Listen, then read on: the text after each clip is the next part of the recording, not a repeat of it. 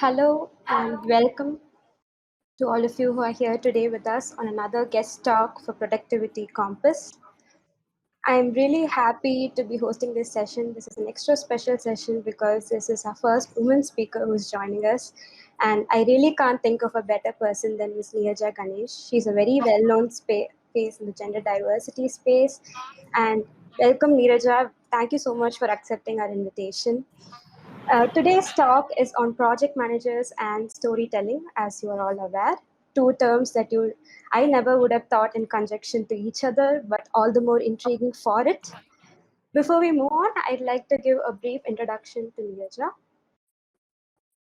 So, Ms. Neeraja, after 25 plus years in the IT industry, she moved to the gender diversity space and headed the Jobs for Her nonprofit organization. This is an organization that helps bridge the gender gap in India. And after that, she moved on to serve as a director for relationships at National Education Society of Karnataka, where she helped the industry academia to connect the curriculum of institutions with the current and future industry needs. She is now working as a consultant for the reputed training organization Quinnergy Leadership Academy. She also does freelance consultancy and training programs. She has been invited by very prestigious forums like Lean In, IEEE, PMITI across the globe to deliver talks on a variety of subjects. Her monthly column Neerspires that she writes for Aspire for Her Foundation talks about life and leadership lessons for girls. She has been awarded at a TEDx Women event in 2017 for her 25 plus years achievements in the corporate world. And in 2020, she has won the Orange Flower Award for writing on women at work. That's an impressive list of achievements, Neeraja, and we can't wait to hear your experiences and stories. Before we move on, I would just like to mention that this talk is sponsored by Zoho Projects. Zoho is a SaaS company. We are 25 plus years organization and we offer SaaS products and solutions for various business problems and that cater to different domains like marketing, IT, finance, and so on. Zoho Projects is our traditional project management software with which you could do your classical waterfall based project management. And we have over 200,000 plus businesses worldwide. And we pride ourselves on our ability to help turn your projects into success stories. You could check our website for more details as well as our social media handles at Zoho Projects. And just a few instructions before we move to the session. This session will last for 45 minutes, followed by a 15-minute Q&A session.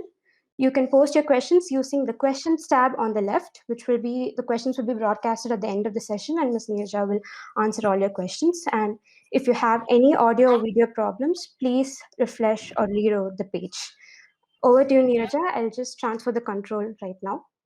Sure. Thank you so much. And looking forward to this session. And as Charu said, let me accept this. Okay, control.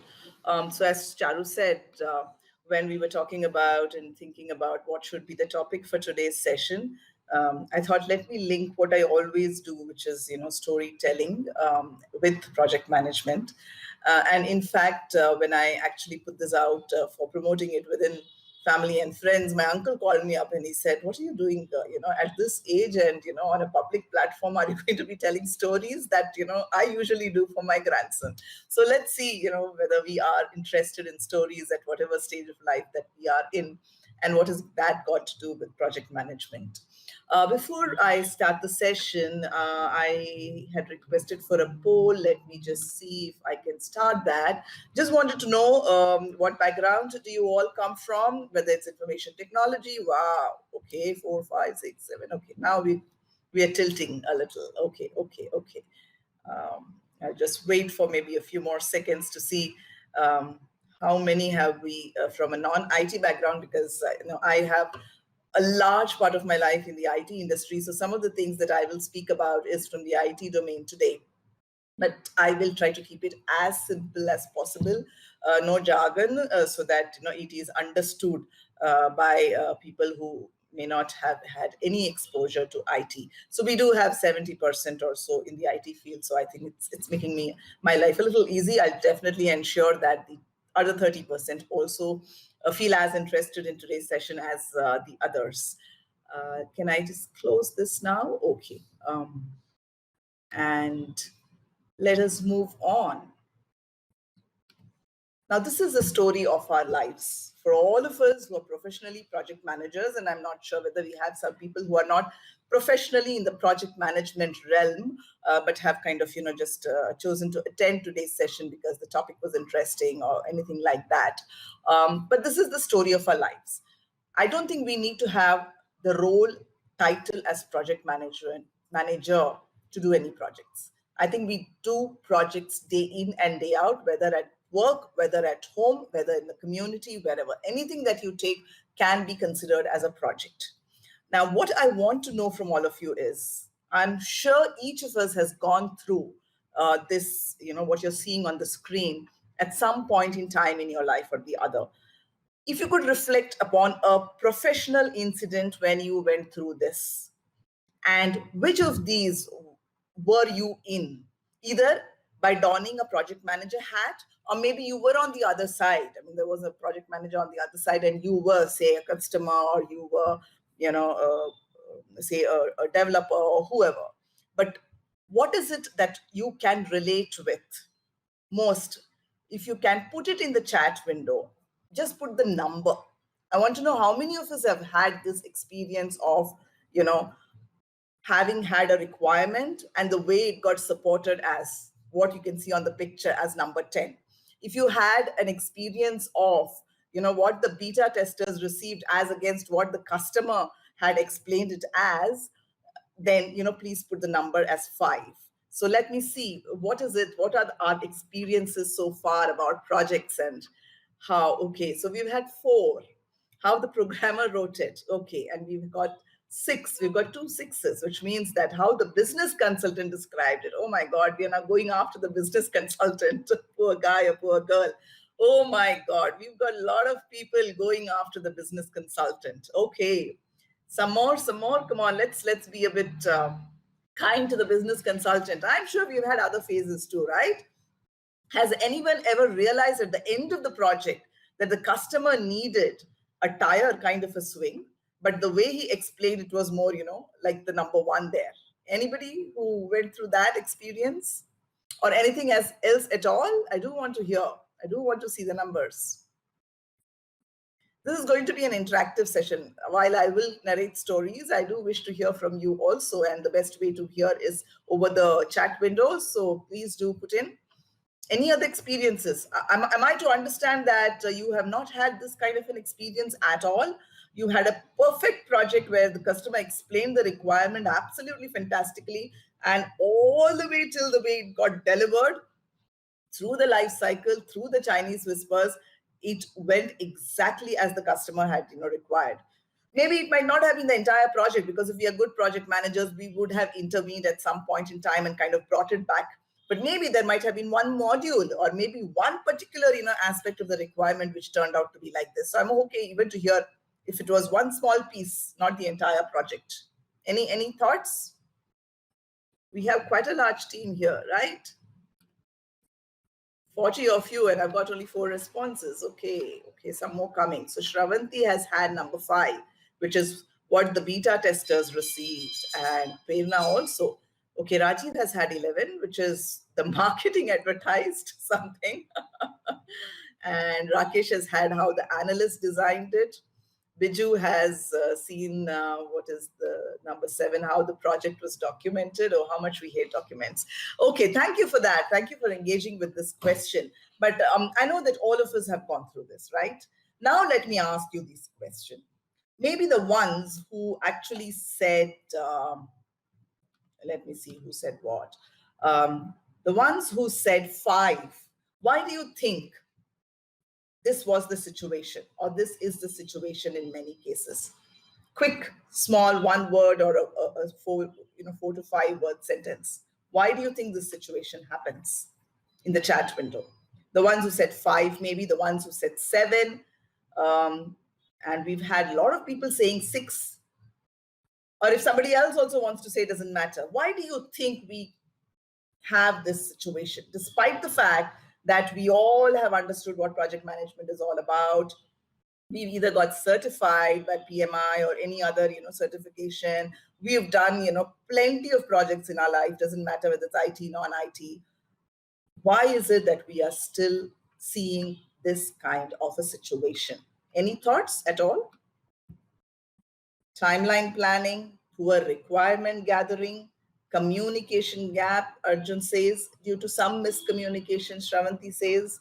Prerna says, users or testers relate better to business scenarios. So maybe, you think that the person who actually gathered the requirements was not the right business person, or maybe, the developers did not get enough test cases from the business person, and hence they were not able to test so well. Suraj says lack of proper requirement collection and documentation. Okay, all right. All of it, of course, and there can be more. But I do want to kind of talk about one thing today. The single biggest problem in communication is the illusion that it has taken place. George Bernard Shaw said that. And some of you also said that it is a problem with communication. And at the end of the day, projects are about communication, communication, communication. Like somebody said, entertainment, entertainment, entertainment. I'm using this. Yes, we have project management practices. We know that, we need to have a project initiation in which, we kind of, have a kickoff meeting. We get all stakeholders, teams, we decide scope, and we understand all of that till project closure. But just reflect on what happens at all of these stages, right? At the end of the day, you're communicating. If you're bringing your team together, you're communicating. You're bringing the stakeholders together, you're communicating, right? Everything is about communication, either written or verbal. So projects at the end of the day are nothing but communications. Just that you put a framework and a protocol to say, okay, let's communicate at this point in time. And all of this needs to be communicated, but the bottom line is communication. And hence, the title for today's session is storytelling, because storytelling is a tool to communicate. And you can be anybody, you can be using it at any point in time. I do these sessions to kind of say, how do you build your own personal brand? And, so many other places where I say that storytelling is such a beautiful tool and has the biggest of impacts. And we'll see how that can have the impact. But let's remember, at the end of the day, it is about communication. And how is it that we can communicate impactfully so that we don't see that kind of a story repeat again for us, in life? So today we are going to talk about some stories from the projects that I have executed or, I have witnessed. The first one, and I just for the sake of, understanding, maybe this is a situation that happened at a particular phase in the project, and we can debate it out. When I narrate a story, you'll say, no, this is not related to initiation. I think it's related to closure. But we are not going to debate. It's just that I collected some of my thoughts and thought maybe this is the place where, this particular story fits in. So let me start with the first story, and, the picture will tell you something about it. So I was, managing this project, which had got transitioned from on-site to Bangalore. And it is, of course, for a banking client. All my life, I've been with, banks. I've been managing IT delivery for banks, their system requirements. And we had transitioned the entire, it was a PeopleSoft platform for finance. We had transitioned it from on-site to Bangalore. And we'd kind of, agreed on our KPIs. We had agreed on, what kind of delivery we will do. We had got a team in place. So obviously I was from the service provider, but I was working in the client's office as a delivery manager for this entire, program. I had a mixed team. I had some people from my own, service provider organization, and I had some team members from the client also. The very first release, and this was, while PeopleSoft deliveries, you can look at large implementations and global implementations also we used to do. But when we started off, we thought we will do small monthly releases, which will include some bug fixes. So, the system always has some bugs or the other. So, and there was a huge list of bugs that were documented, which were like not very severe. So it was sitting over there. So we thought every month we'll pick up some of these bugs based on some kind of a priority, and you will put it into the monthly release, and some of the change requirements which are coming from the client. The people who've been in the IT world will understand this. And we'll package it in the monthly release and we'll kind of, ship it out. So we used to, it was almost like an agile methodology. For a month, if you have to deliver, you really can't follow a huge waterfall kind of a methodology. So it was very agile. We used to have a daily scrum in the morning. You would stand up and, look at the status of every change or bug which had to kind of be packaged in that particular monthly release. Timelines were very short, because in a month, maybe 2 weeks of, development, testing, and then it has to kind of, go to UAT, user acceptance testing, then come back after the sign off, then we package it and we have to put it in the pre-production environment, right? Pre-production is a almost production-like environment where you kind of do one round of testing to see all is fine, and then you move it to production. So every day in the morning, the developer lead and the business analyst lead would check on all the changes that were going on status. Are we on track? Have we got tested it? Have we got the UAT sign off? Because UAT sign offs again used to come change by change. There was this one particular change which had to go, which was to an interface file. So for those of you who may not understand interface, the system that we had, the PeopleSoft system, used to give out a lot of files to other systems that it used to interact with.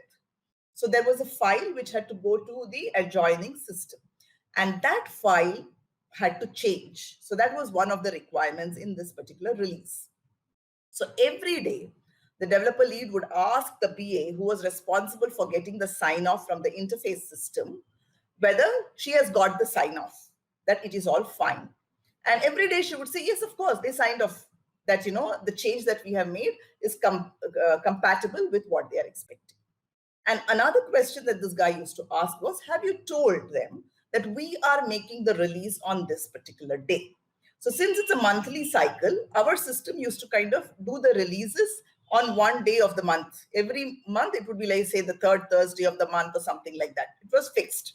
So whatever kind of gets done before the third Thursday will go out in that release. If something for whatever reason could not get done, will get pulled out of the release and maybe put into the next month's release. So every day he would ask, have you told them we are going live with this release, with this change on this date? And she would say, yeah, I have told them. Anyway, the whole release went into production, and this particular change failed. And those of you who understand this could kind of guess as to why it failed.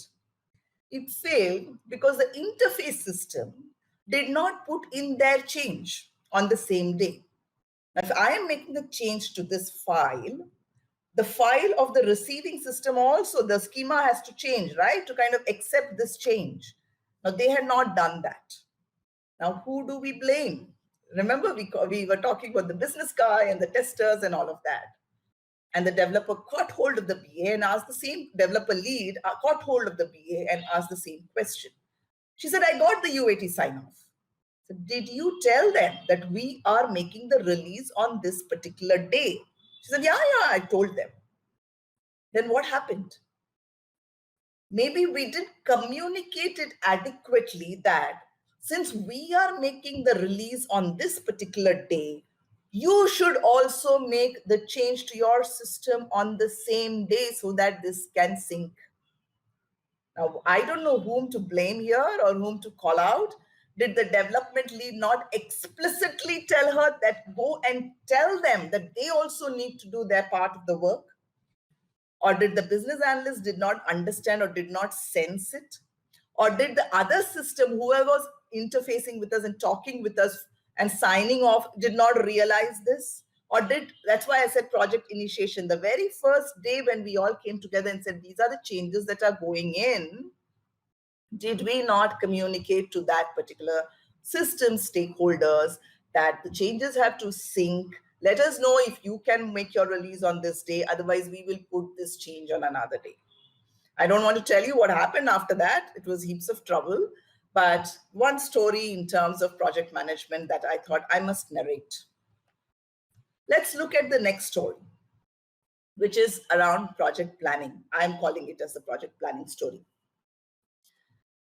So how many of you, I don't know, are aware of the Y2K problem? I don't know how many of you lived through that era, the late 90s, when all of us were trying to fix the Y2K problem, the year 2000 problem that we were supposed to get into.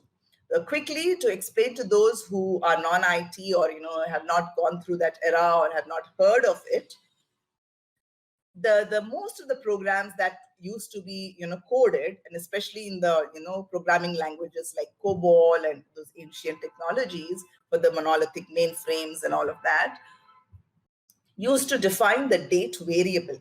Date is captured as a 6-digit or an 8-digit. They used to define the date variable as a 6-digit variable.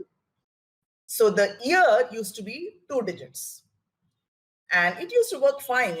I'm sure the programs were developed, in the early, whenever in the 1900s, maybe 1960s, 50s, 40s, even 70s, it is okay, right? But when they came to the 1990s is when the realization struck that when the clock turns to year 2000, the 2-digit year will store 00. Now, how does the program interpret whether it is 1900 or 2000 or 2100 or 1600? I am sure nobody thought of this scenario, right? You're writing a code in 1970s, you're writing a code in 1980s. I don't even know whether you'll think it will run for 20 years, whether the systems will remain for 20 years, whether you are, thinking of, defining your variables in such a way that it will take care of all these conditions. And this was a huge problem. It was kind of a problem in majority of the systems that one could think of.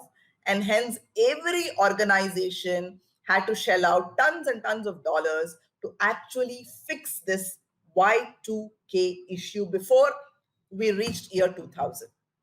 So what did it mean? It meant going through every piece of code, looking at every variable, date variable, or wherever else you might have been using, if conditions with just the 2 digits of the year and making it 4 digits.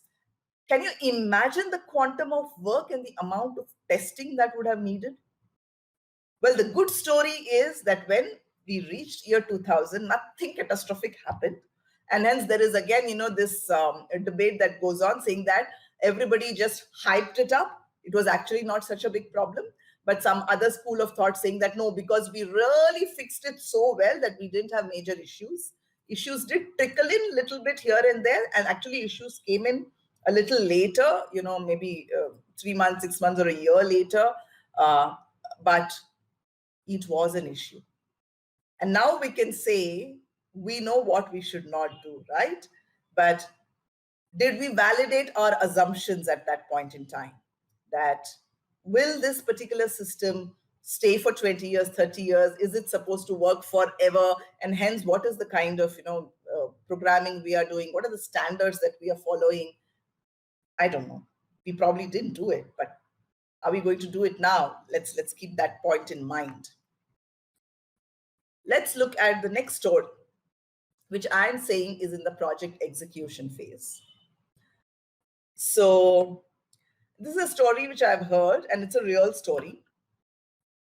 All of us are aware of how production support is taken care of, right? Whenever there is an incident in production, you kind of assess the severity of the incident. If a particular system has fallen down, is broken through, it's not functioning in the way it is supposed to function, you kind of talk to your IT team and you will assess the severity of the issue.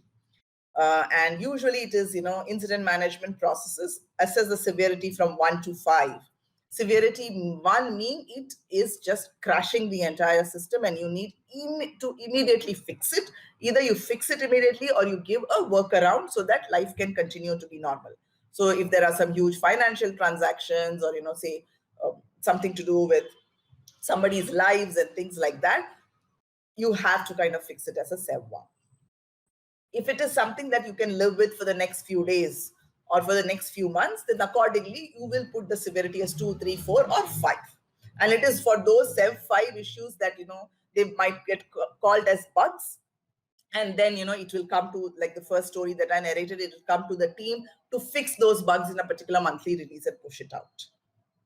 Along with assessing the severity, the other thing that the teams are expected to do is, for every severity, there is a protocol in terms of communication. Because when it is a severity 1 or a severity 2, a lot of people in the value chain need to be aware of it. Not just, the team that is working on. Sometimes it might even go to the CEO if it's really a high severity issue. And there is also a protocol in terms of reporting. So maybe, the SLA is that for a SEV1 issue, you should fix it in 24 hours. But in those 24 hours, you have a protocol to, do a call every 1 hour and to send a report every 1 hour or 2 hours, whatever the organization has decided, to the key stakeholders that this is what is happening. We have identified, we are working on it, the ETC, the ETA to kind of fix it is this, right? This is all the protocols that happen. Now, I heard the story about a bank which has got about thousands of ATMs.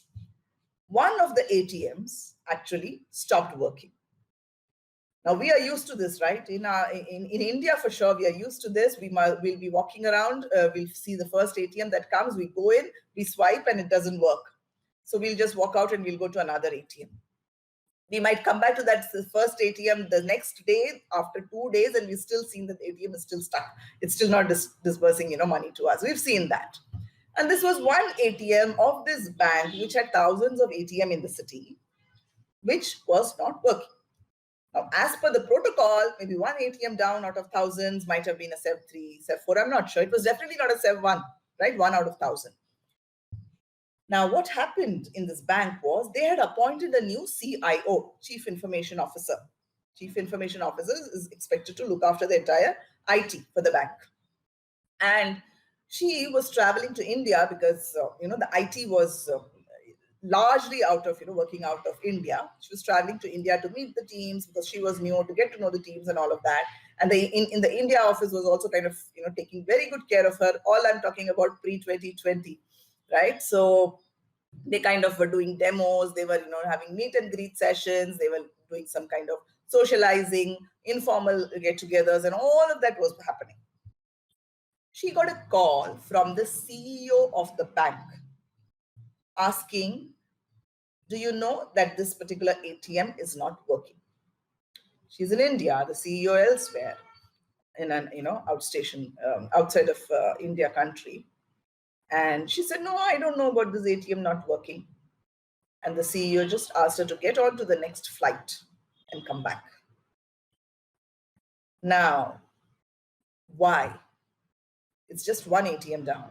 The CEO was upset that she was not aware that one ATM was down. And as per the protocol, maybe it didn't yet have to reach the CIO's ears that one ATM is down. Maybe if 10 ATMs, 100 ATMs went down, then maybe the CIO had to get to know.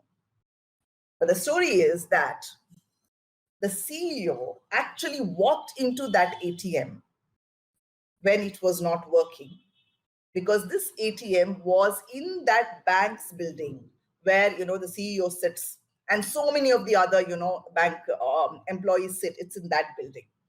So the CEO walked in at the time when the ATM was not working. And so the first person that he'll call, he's not going to call a support team, right? The first person he will call is the CIO. He called the CIO. CIO was not aware, because as per the protocol, it's just one ATM and it didn't have to go to the CIO. Okay. So that's another story that I wish to leave you with. We'll come back to all these stories in a while to kind of talk about the importance of these stories and where do we use this and why is storytelling so important. And the last story for today is what I call in the project monitoring and control, or you may call it the project closure, stage. So when I was the same PeopleSoft, team that I was talking about, because we were doing these monthly releases, almost every project actually does, when you close the project, you do a retrospection. Where you sit down and you debrief, how did the project go? You kind of, draw that picture that I had shown you on slide 1 to say, did things go smoothly? If they didn't go, where did it go wrong? You kind of document your lessons learned, like the stories that I'm narrating today. But in this particular release that I was talking about, we were doing monthly releases. So we used to do a monthly retrospection, because it is important that you learn from every month release and you kind of fix the problem, whether it's a process issue, whether it's a standards issue, or whether it's whatever it is, fix it for the next release.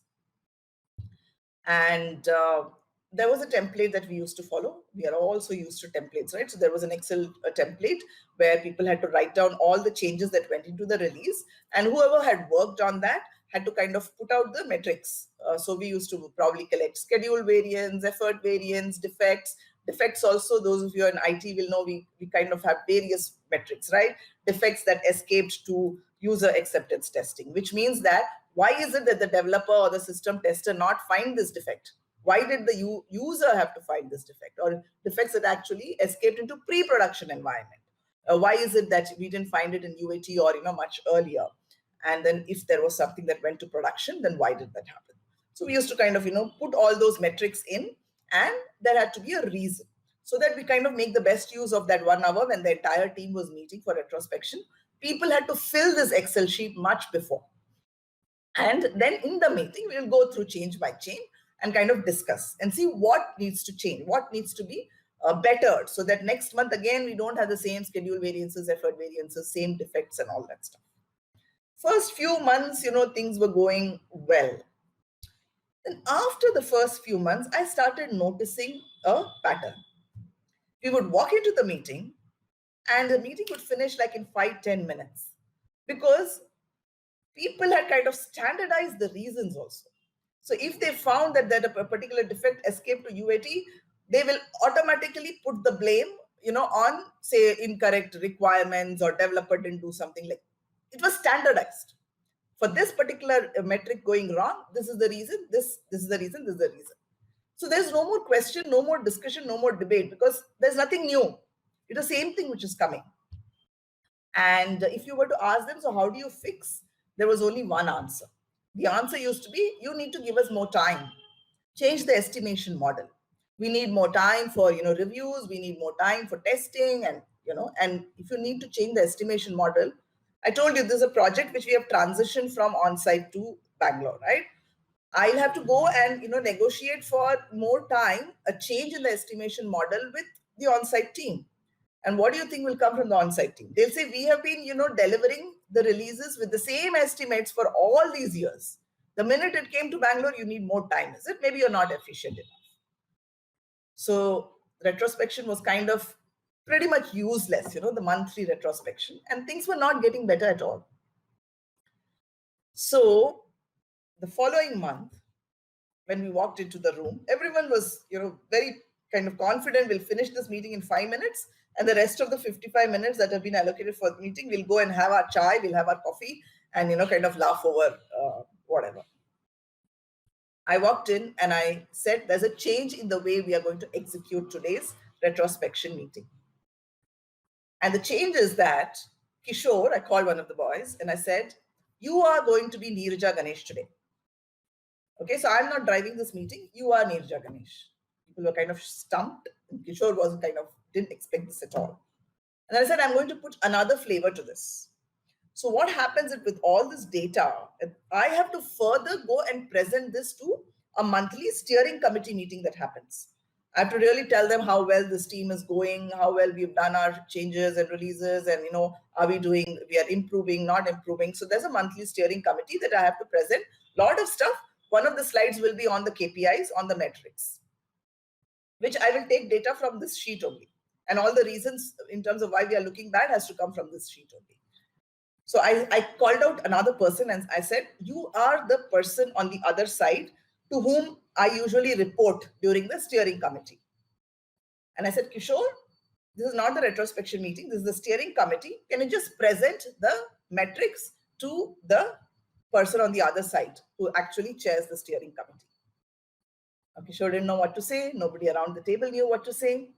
Because for the first time, the realization that how embarrassing it would be for Neeraja to present this kind of metrics where we are looking so bad.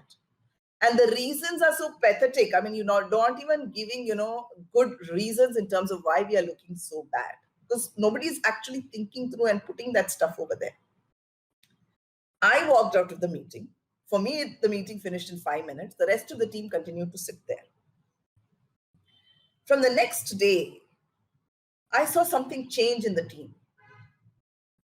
Okay. Nobody came and asked me for more time. So people were allocated, developers were allocated reviewers, they were, allocated testers. But I saw people actually owning up their changes. And while officially there was one reviewer, they would go to another person in the team and say, can you also review this? Just take half an hour from your time and review this. And that third person, despite that not being his or her job, would actually show interest and review this piece of code, because now they realized what is at stake. Forget Neeraja's, Neeraja getting embarrassed in front of the steering committee. What is at stake is maybe, they will take back this project on site because we are doing such a pathetic job. Maybe they will start asking who's done this code and, kind of get that person out of the team, or they may want to replace the entire team. And there could be so many, impacts, is the realization that they got. Now, let me come to this question. What did you think of all these stories? I'm sure you've all gone through something or the other like this, and in your story bag, you will have so many stories like this. But can you imagine the impact of communication with whoever? It could be your team member. For example, if you have a new team member who's joined you and you want to explain this particular process that we do monthly releases, this is the way we plan, this is the daily scrums, this is the way we monitor, these are the metrics that we capture, we do this retrospection. If you were able to narrate this story to that team member instead of asking him or her to go through a document to understand what is the process to be followed, can you imagine how quickly the person is going to understand aspects of this project, as well as the importance of picking up, or rather gathering the data and ensuring that you kind of do a proper debrief of why things went wrong so that you can actually fix the process so that future releases are much better. Instead of just saying, we do a debrief, or, you have to ensure you, collect metrics.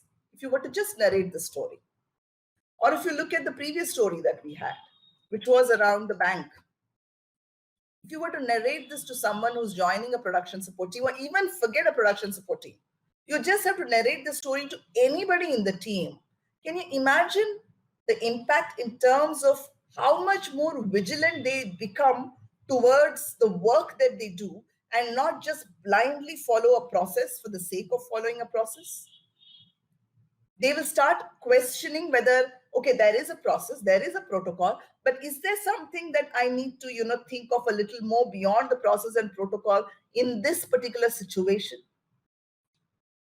Or if you look and narrate the story of Y2K, can you imagine how much the programmers are going to think about what kind of variables they should put in, or how much a designer is going to think about it? And finally, if you were to look at this particular, story of the interfaces, you might even go to a customer. In this case, the end customer is somebody else, right? The two interfaces are talking to each other, but the end customer's requirement would have been something because of which we are changing this interface file, which is going to this particular system. You can actually negotiate with the customer to say, you know what, this particular change actually needs to wait till the 4th week of the month, because that particular system which has to accept this change makes their changes only in the 4th week. They will not, for whatever reason, they're not able to make it in the 3rd week and align with us. So only this one change, we will put it through as an emergency fix from our side in the 4th week, and everything else you will get in the 3rd week, but only this interface change. Usually customers are not going to listen to you and agree to you for date changes, right? If you're going to tell them anything else, technical language, whatever language. But imagine if you were to narrate this kind of a story, how powerful it would be. And I'm sure the customer is going to understand and agree, or, give, or maybe he will put pressure on that other interface to say, no, you have to go on the 3rd week. You do something and, push it out in the 3rd. And hence stories are so very powerful. And you must look at using them in your communication day to day, anywhere, everywhere, whatever, but definitely in the project space whenever you communicate. Now, I don't have to tell you anything more in terms of why storytelling is essential. I'm sure you all would have gotten that. But let's understand how you must narrate the stories. Now, I narrated some stories. Maybe some of this engaged you. All of this engaged you. Maybe it engaged 50% of the audience. But did it move you to action? That is the important part. It is not like my uncle who called up and said, "Oh, I keep telling stories to my grandson. Are you also going to tell such a story tomorrow?" Because the grandson doesn't have to take any action. He probably goes to sleep, or he just enjoys the half an hour of his lockdown period and goes away.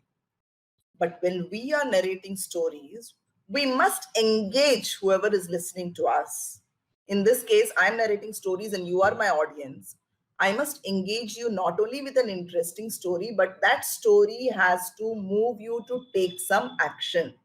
In this case, I should have moved you to take the action that going forward, you are going to use storytelling as a communication tool. And maybe one of these stories should make you take some action in your projects that you are doing now. That is when storytelling becomes effective as a communication tool. Also, the stories must ensure that the audience experiences the information, not just consumes it. Again, it's the same, right? I'm sitting over here, I'm listening to the story, it is interesting, and I go away. No. So I've consumed it. But am I experiencing it? So when I was actually narrating the stories, could you visualize it?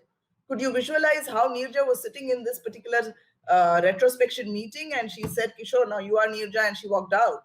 Can you visualize it? Are you experiencing? Did you feel that you're sitting over there? Or, this particular story of the ATM down. Did you experience how the CIO would have got the call and, what the team would have felt?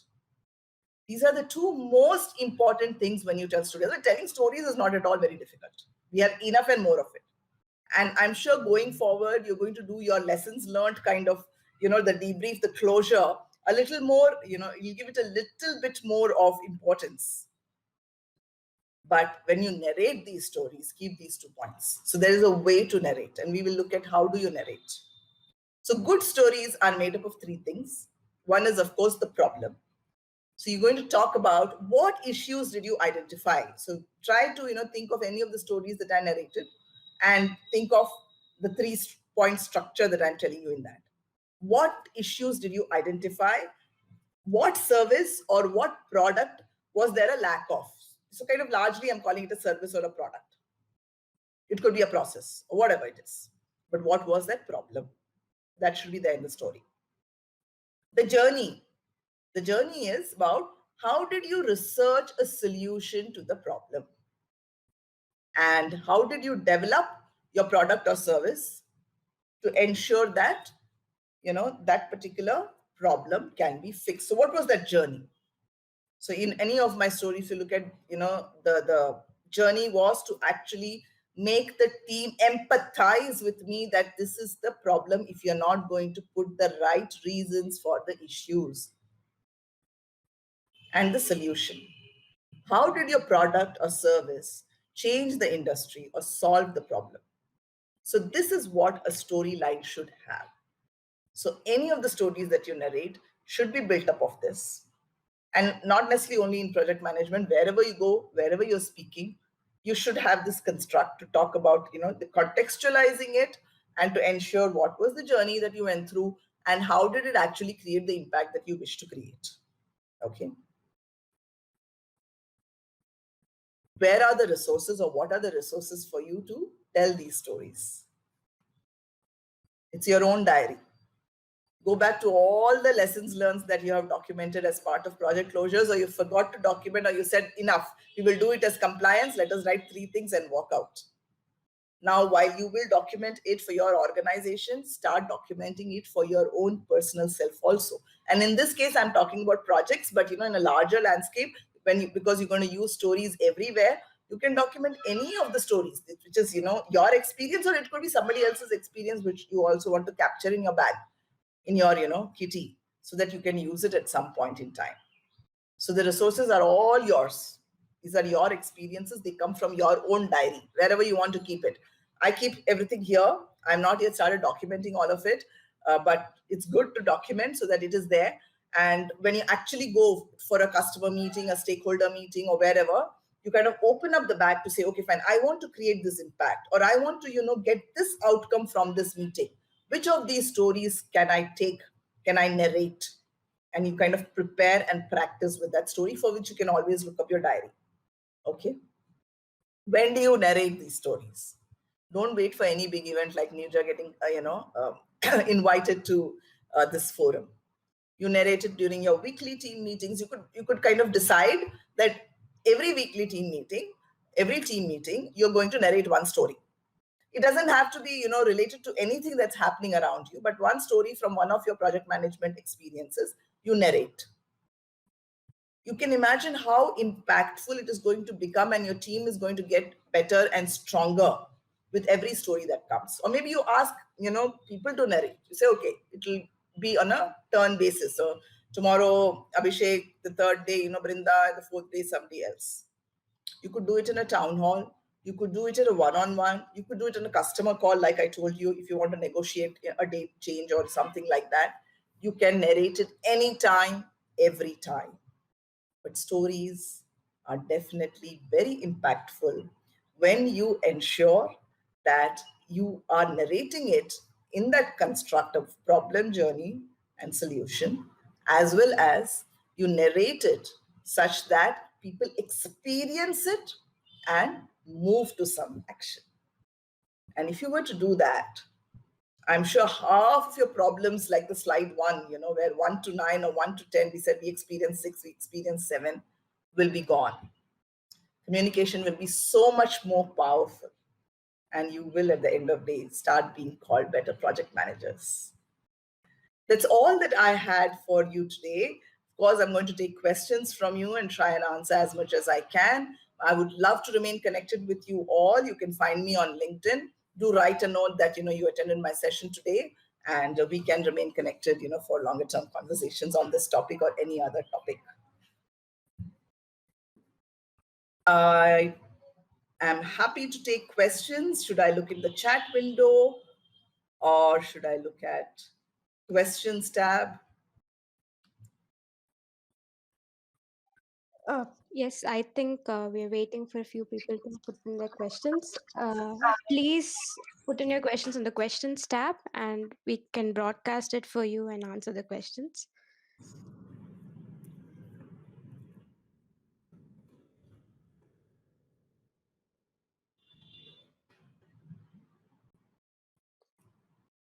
Are we having any questions yet? Not yet. I think we can wait for a Okay, few all minutes. right. And I must say, Neeraja, that was a brilliant session. As you Thank you. mentioned, storytelling is not something that you look forward to as an adult. You don't think that you actually learn things.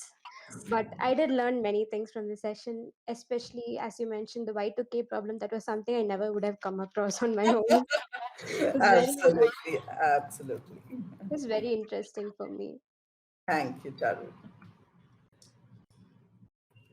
While This we is the wait, opportunity. Yeah, sorry. no, please go ahead.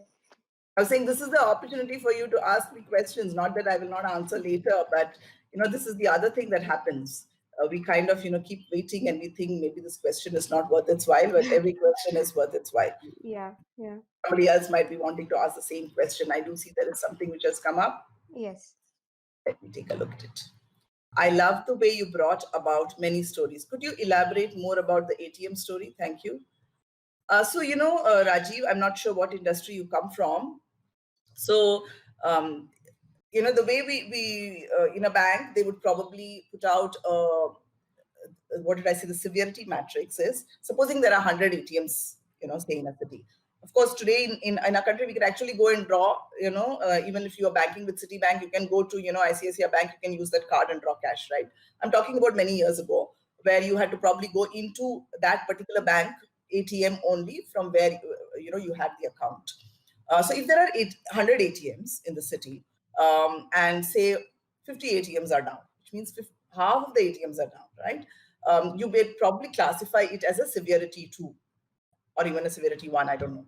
Because if these are ATMs which are there in the most prominent places, then you know that you will have a lot of customers coming in and using that ATM. For example, in that particular building where you had the bank and you had the CEO and all the bank employees, invariably they will go and bank only with their own bank, right? For example, if I'm working in some other company, I will have a bank with I'll be banking with some other bank. I can walk into any of the ATMs, but when you are an employee of a particular bank, if I'm an SBI employee, I will want to go and draw it from an SBI ATM only. And if it is sitting in my own office premises, I will go there only, right? So the point of narrating that story was that when you are putting down these SLAs to say, okay, if 50 ATMs are down, I will call it severity 2.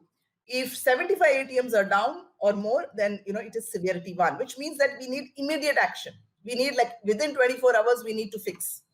If it is 50, okay, we can take 48 hours. If it is like 20, maybe we can take 3 days. If it is one ATM, it's okay, yeah. I mean, it doesn't matter. This is how you usually draw the severity matrix. The point that I was trying to say is, it is perfectly fine. One ATM is down, so maybe it still didn't become a severity 1 issue. But for the person who is looking at this problem, he or she will know which ATM is down. When you know that this is an ATM which is in the particular building where the CEO sits, or most of the employees are, it is the office where you're working. And that means the number of transactions that particular one ATM gets as against the number of transactions all the other ATMs in the surrounding areas get is much more. Immediately you should look at escalating the severity to a higher one and start following the protocol of a higher severity. You might still call it sev 2 or sev 3, but start behaving as if it is sev 1 and start telling the who's who, your team lead, your BU lead, and everyone else that there is a problem. So the idea is that just don't follow the protocol and just blindly follow it. For example, you can't use the same severity metrics of one ATM down. I used to head the Asia Pacific retail banking for ANZ when I was working at ANZ. Now ANZ didn't have too many branches and too many ATMs in the Pacific. In Asia, we had just 2 countries where we had our presence, because ANZ is an Australia New Zealand bank. So you didn't have too many. And in these specific regions, you had probably 2 ATMs, 3 ATMs. In fact, there was one of the Pacific Islands where there was only one ATM, because the island itself is so small, right? So you have one ATM for the entire. Now, in this particular case, even if one ATM is down, it is a severity 1 because 100% of all the ATMs are down, right? So you have to really think beyond the stipulated protocol when you are designing projects, when you are implementing projects, when you are taking customer calls. And not that, okay, fine, see, this is, this belongs to this kind of a problem, and we have an SLA that we can write to you in 3 days, we will write in 3 days. I'm just wanting people to go beyond that and start empathizing, start looking at aspects and factors like a detective does, right? In terms of what else, start smelling what else could be wrong. What else should I do to kind of, salvage the situation? That is why I brought in the story of, the bank. I hope that answered it.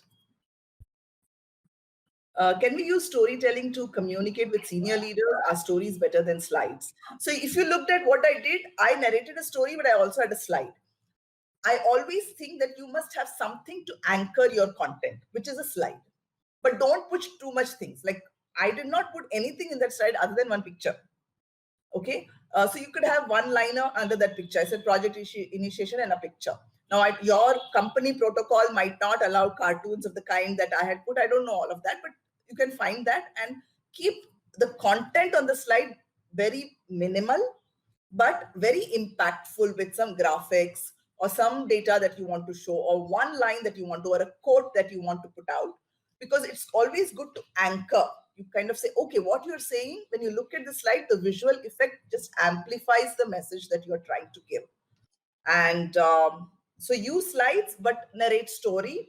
And what is it that you're getting out of the story? It can't just be, okay, fine, I narrated a story and I walk out, right?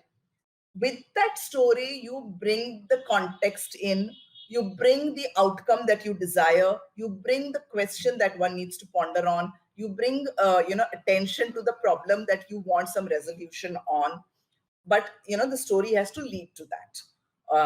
And stories are any day better than just putting heaps and heaps of content and data over there. That is for sure. You can use it with anyone, including senior leaders, no issues at all. But learn the trick of narrating it in such a way that it is that impactful. It will come over a period of time, just like you've learned communication, email writing, and how to present in front of audience and all of that. This is also a tool, a technique. You can go through a lot of other videos that are available on how to tell stories, business storytelling and all of that. It can be used with anybody. Prerna, with the agile methodology coming in everywhere, how you think project management dynamics would change? So obviously, what is project management at the end of the day? Project management is just a set of processes that you have to follow to ensure that if you follow these processes, the project will be successful. That's the only reason we have a protocol. So that it's a repeatable process. Anyone who comes, she follows the same methodology, and hence we can have a more predictable outcome. So agile is also something similar. While it is agile, it doesn't mean that you can do whatever you feel like whenever you feel like, right? It still has a methodology. It still has a protocol. Maybe it's a little fluid. It does not kind of say that unless and until there is this activity that is completed and signed off, then only you go to the next phase. Maybe it's a little more fluid. Now, how would it change the dynamics? I am guessing depending on the kind of business that you are servicing, you will decide what kind of methodology you are going to use there.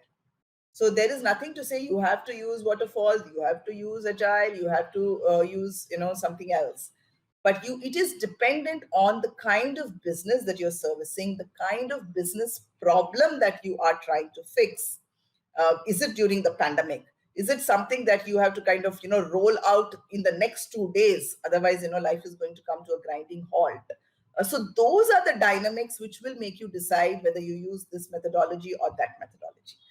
So I don't think a project management methodology will determine how a business runs. The business is going to determine what project management methodology you're going to follow. So it is very important for you to understand, what the business is after. The session on storytelling is amazing. Some of the stories I can relate. However, I'm not aware of the structure of the storytelling earlier. I will try to adapt the structure. Sure, Shravanti.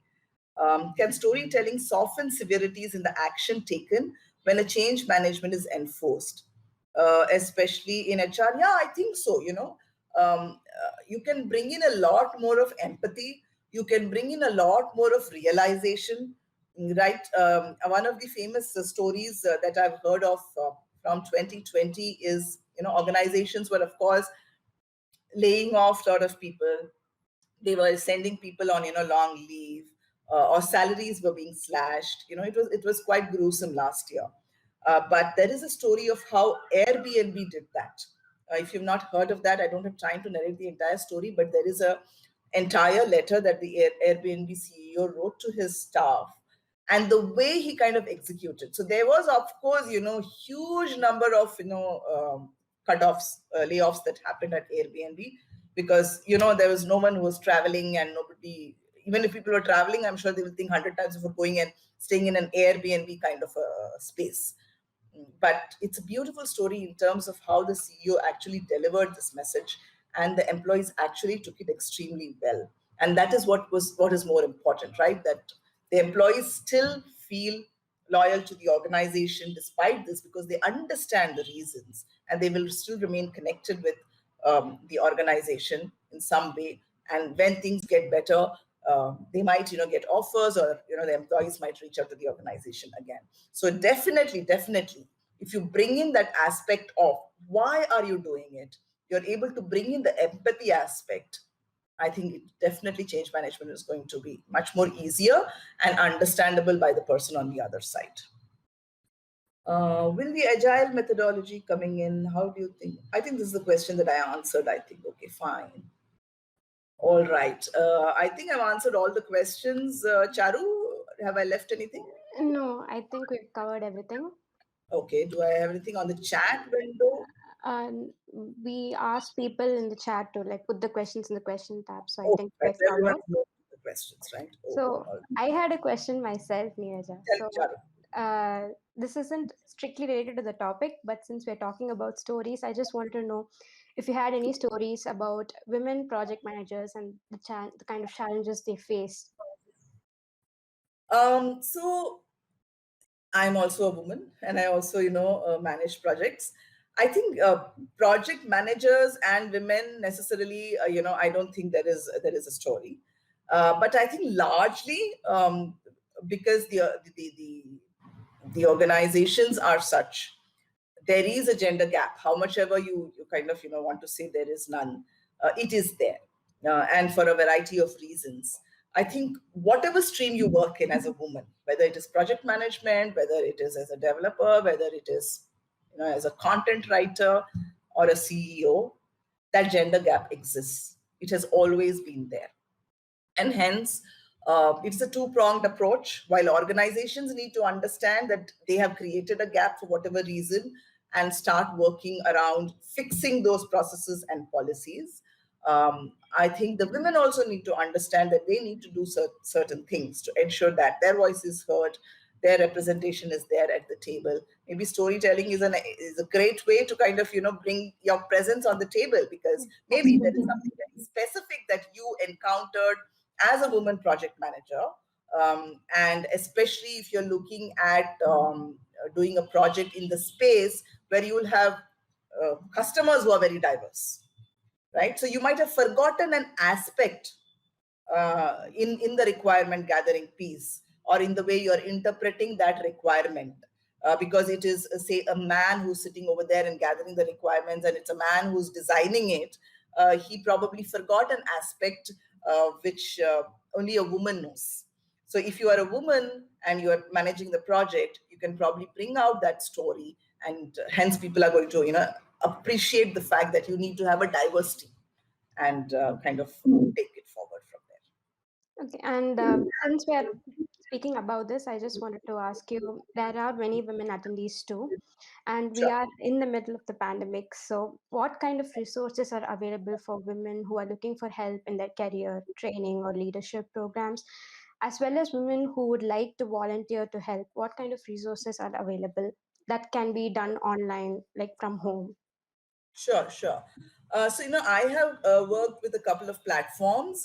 So when I moved from my 25-year corporate to actually looking at the gender space, I worked first in an organization called as JobsForHer, which was started 6 years ago to help women on a career break restart their careers. So we have a large, majority of women who kind of take a break because of marriage and childbirth, or kind of caring for the family and things like that, and it becomes very difficult for them to restart their careers. Things have changed in these last 6 years. Things have changed. Organizations are more welcoming of them, and they've kind of opened up their minds, but not everyone has done that. So this is a portal exclusively for women on a career break. Of course, they in 6 years they have changed from that, and they have invited all other women to be also on that portal. There is another organization that has come up in the last 1 year. It is called as Aspire for Her.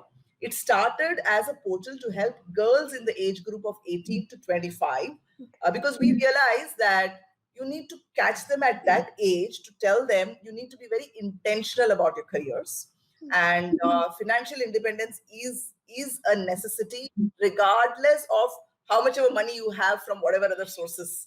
But you need to be extremely financially independent, and hence you have to be intentional about your careers and keep going.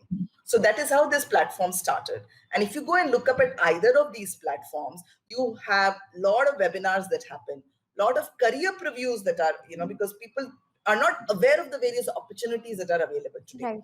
Yeah, so there are career previews in the form of blogs, as well as the form of webinars, like somebody like me coming and talking to say, hey, if this is a career you want to choose, then this is the path.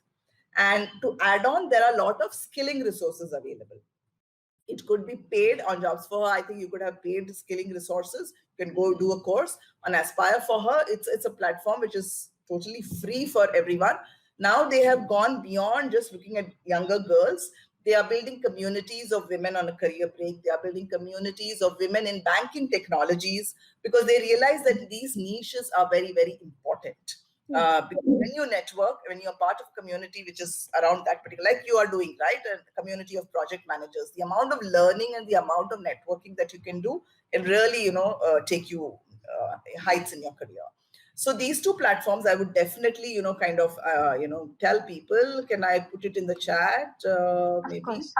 Yeah, let me just put the website link so people can look it up. So it's, don't use it as a job platform, which is what I tell people. There are jobs also available on that, but look at everything else which is available in terms of resources. As Charu was saying, there are webinars, there are expert chats, there are master classes, there are mentors available. On Aspire for Her, you can see there are about 100 plus mentors who are senior women leaders from across industries, and you can ask to be mentored by any of them. I hope I'm getting the link to Aspire for Her. Yeah, you can just go and write the support ID saying that Neeraja is also a mentor. Then you can say, I wish to be mentored by Neeraja Ganesh, whoever, which you feel this person is kind of related to the work that I do, or her experience will suit, where I'm going. And they will assign the mentor to you absolutely free of cost. And become part of these small micro communities. I would really urge you to spend time on learning. If you've spent time for 1 hour listening to this, I'm so glad, because this is how you grow, and this is how you learn newer nuances of things which you were not aware of earlier. So spend at least half an hour every day, especially to the women, because you're so bogged down. Learning is the last of your priorities. You will put everything else at the top of the priority, but make learning a priority every day. 15 minutes, 20 minutes is also okay. And learning doesn't mean doing a certificate course from somewhere. You can do that, but that's the last thing. Every day, read up something, or attend a session like this. There are a lot of bite-sized learnings available today. YouTube, or on various channels. Go back and listen to all of that. Ensure that you are aware of how things are changing in today's world. The pandemic only accelerated the change. Anyways, we are aware of Industry 4.0 and the kind of changes that were coming our way. The pandemic has just accelerated it, and it's not an exaggeration if I were to tell you what kind of career options will be available 2 years hence. It's just not an exaggeration. So you have to continuously keep learning. I say that you have to be a T-shaped individual. So there is, if you go to Aspire for Her, I write a monthly column which Charu spoke about under the tagline Need Spires. This is for girls, to say what are the kind of things that they need to keep in mind. And I write about becoming a T-shaped individual, which means that if you look at the alphabet T, all of us are definitely, deep, the vertical of, the T we all have. We are subject matter experts in something. But what about the horizontal of the T? You need to equip yourselves, and that horizontal should be as wide as possible, because it does two things. One, that's a differentiator between you and the rest of the world, because everybody is a project manager today. You are certified, you have 5 years of experience, every CV looks the same. So how do I differentiate between a Charu and a Neeraja and, say a Mani or somebody else when a CV comes to me? It is that horizontal to say, I'm very good at team management, collaboration, storytelling, communication, whatever else. And how do you build that horizontal? It is only when you start going beyond the work that you're asked to do in your company. Pick up some additional initiatives, volunteer, go and do some extra stuff outside. Today, it's a gig world. You can pick up additional gigs as long as there is no conflict of interest between what your organization does and the gig asks you to do, and widen that horizontal. That's definitely something that I will tell everyone, especially the women. Thank you, Neeraja. I'm sure all of us, all the attendees are finding this information very useful. I'm going to check this out too. And I'm sure all of us will also agree that this 1 hour was not enough to talk to you. And I have a lot of more questions to ask. So I would highly suggest everyone to connect with Neeraja on LinkedIn. We can all take our questions further offline. And above. Oh, sorry. I was just seeing what else did I miss out on the slides. No problem. Yeah. As I was saying, I think your stories were great, but your storytelling was on point, perfect, and I think that had more of an impact on me. I was smiling throughout the 45 minutes, which is very, very rare. Thank Thank you you. so much. Thank you for Look forward giving to us, connecting again later. yes, and thank you for giving us a brilliant session. Thank you to all the attendees for attending this session with us today. And for more updates and details about future talks, please follow us on Twitter or LinkedIn at Zoho Projects. Thanks again. Have a nice day. See We'll you. be Bye ending bye. the session. Bye.